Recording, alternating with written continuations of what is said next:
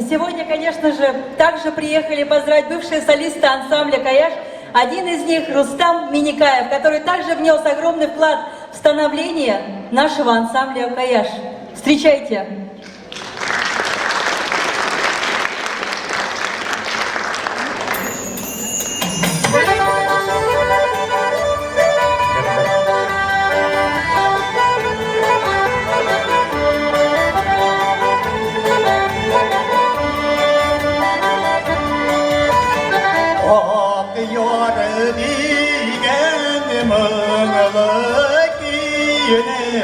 Eminari uyulab çığargan Kırlasam yıllarısın gibi Gelip kuşun şılargan Kırlasam yıllarısın gibi Gelip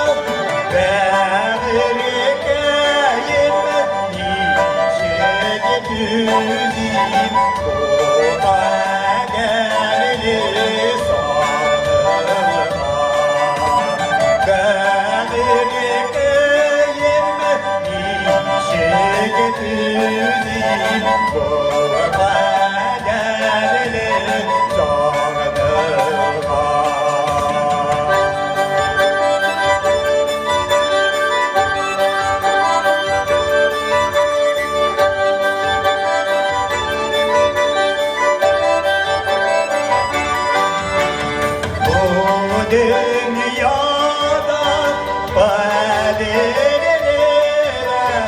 bir günlerse var diler birisi o anın yaşları gülümü birisi siyen yar diler birisi